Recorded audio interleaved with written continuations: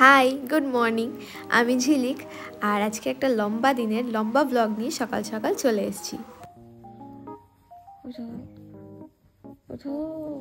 বাড়িতে আজকে অনেক লোক, সবার ঘুম ভেঙে গেছে, শুধু এই দুজন কুম্ভকর্ণের ঘুম ভাঙেনি। তাই আমি এই দুজনকে তুলে নিয়ে আসলাম, একবারে খাবার থালের সামনে বসিয়ে দিলাম। একজন তো খেতে বসে পড়েছে, আর একজন কোমর বেঁধে কাজ করতে লেগেছে আর ঝগড়াও করছে সাথে। অ্যাডভার্টাইজমেন্ট। এটা কি সত্যিকার শুটকি মাছের চাটনি? হ্যাঁ হ্যাঁ হ্যাঁ, কি বলছিস? আরে ফেলাই দিবে তো।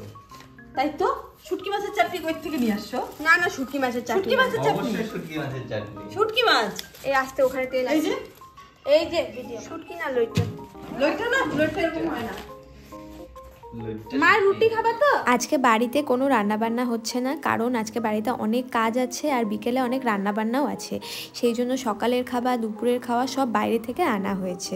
মেজদি ভাই প্রেসার কুকারে একটু সেদ্ধ ভাত করেছিল, কিন্তু ওইটুকু দিয়ে সবার হয়নি, তাই জন্য বাইরে থেকে রুটিও আনা হয়েছে, আবার ওইদিকে পরোটাও আনা হয়েছে। পরোটা না ঠিক, লুচি, দুটোই আনা হয়েছে। যার যেটা ইচ্ছা হবে খাবে। খাওয়া দাওয়া করে নিয়ে সবাই কোমর বেঁধে লেগে পড়বে বিয়ে বাড়ির কাজ করতে। আর হ্যাঁ, সত্যি সত্যিই বিয়ে বাড়ি, আমার সাম্বার বিয়ে লেগেছে। তবে আজকে বিয়ে না, এই সবে শুরু। আজকের মেনুতে কি কি হবে সেটা আমি ঠিক করেছিলাম, তো সেই সব নিয়েই একটু আলোচনা হচ্ছিল যে কতটুকু কি লাগবে, কেমন হবে না হবে সেই সব। থাকবে আটা, আটা দিয়ে করবো তো, যতটুকু আটা থাকবে ততটুকু ময়দা না বলছে এখানে, আটা বা ময়দা। এবার রাধা বল্লবী আটা দিয়েই হয়, ময়দা দিয়ে আমি বলতেছি কি এক্সপেরিমেন্টটা না করাই ভালো না, যেটা আটা দিয়েই তো হয় না, যেটা কোনোদিনও হয় নাই, যেটা কেউ কোনোদিনও করে নাই। হবে বিষয়টা শক্ত হয়ে গেল, শক্ত তারপরে কি হয়ে গেল। করবা? ভাবতেছো তো রাধা বল্লবী সুন্দর দেয়, ওটা সুন্দর। এবার কারণ কি, যারা বানাচ্ছে তারাও কোনোদিনও বানায় নাই, আমরাও কোনোদিনও বানাই নাই। শুনতেই তো পেলে, এরকম অনেক আলোচনার পর মেনু ঠিক হলো। তারপরে সাম্বাকে নেল পলিশ পরানো নিয়েও একটা যুদ্ধ চললো। আমিও করতেছি নেল পালিশ। দেখো তো ভাল লাগতেছে, পূজন সত্যি বলতেছি। আমাদের বাড়িতে মেসি ভাইয়ের হাত পা এমনিতেই খুব সুন্দর, তারপরে আবার ও ভীষণ মেনটেন করে রাখে ওর হাত পা নখ সব কিছু, তাই ওকে নেল পলিশ পরলে ভীষণ ভালো লাগে, আর ও সবসময় পরেও থাকে নেল পালিশ টেল পালিশ। তবে আমি আর সাম্বা এইসবের প্রতি একেবারেই অনীহা, মানে আমিও কখনো নেল পলিশ পরি না, সাম্বাও কখনো নেল পলিশ পরে না, তাই অনেক যুদ্ধ করে ওকে পরানো হচ্ছে।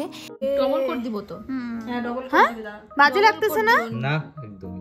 আমি কালকে রিমুভার দিয়ে উঠাই দিব। পূজন আমার কথা শোন, খুব সুন্দর। ভাই, कहते हैं जब দেখ তো এটা কি করবে তো? দেখতো ডবল কোটা এটা একদমই ভালো লাগতেছে না, নোংরা লাগতেছে হাতটা আমার, সুন্দর পরিষ্কার হাতটা। হ্যাঁ, পরিষ্কার হাতটা সুন্দরই লাগবে। দেখ তো, মনে হয় কি বাচ্চা মেয়ে। না, এটা পরাইতে পারে না ও, তাই ওই যে ওই সাইডে হাতে তো আমি লাগিয়েছে। পরবোই না, না অসম্ভব, বলো, ডান হাতে না বলো। অসম্ভব। আমি এটাই উঠাই দিব, sorry to say, double quote দিতে হবে না। এরপরে বুসি দিদি আমার পায়েও নেল পলিশ পরিয়ে দিয়েছিল, আর আমি দেখে এমন ভয় পেয়ে গেছি, এমন বিচ্ছিরি লাগছে দেখতে, আমি বেড কভার দিয়ে ঘষে ঘষে তুলে ফেলেছি। এর উপরে পাতালি করে। আচ্ছা, এই কোনটাগুলোও লাগবে, এগুলো রাখি দিছে দেখার জন্য আমাদের। আর জায়গা কিনছি আমরা। আমারও আছে, আমারও আছে।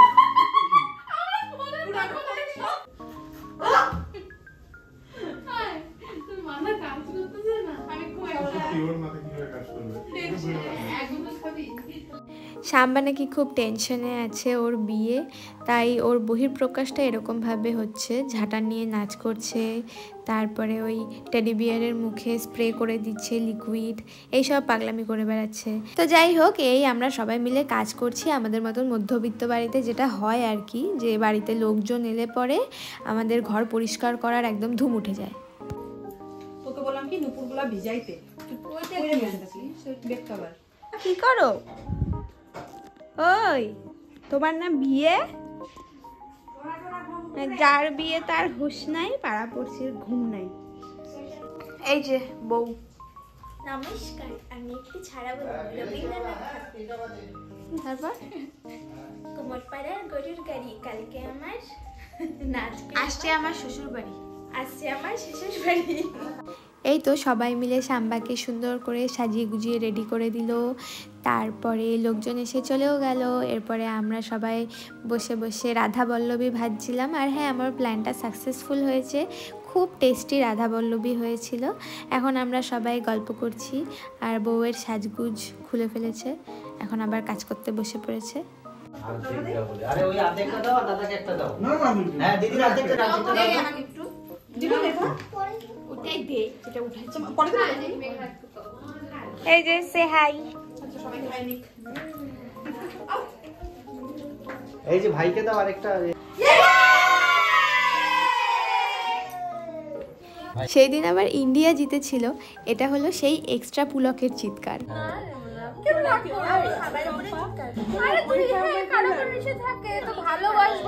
তোরা যাবে কি তুমিও না যাবা?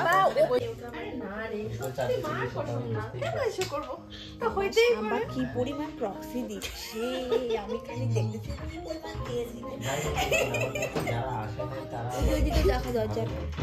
তোর জন্য সোয়া কেজি তেল না, তোর জন্য সবসময় ও তেল ঢালতে থাকে। একটা মাস সময় আছে। খুব ভালো সত্যি, মানে মিন্টুদা সবসময় আমাকে মেয়ের মতো ট্রিট করে আর শাম্বাও সবসময় আমাকে মেয়ের মতো ট্রিট করে। এই তো আমাদের গল্প চলতেই থাকবে সারা রাত জুড়ে।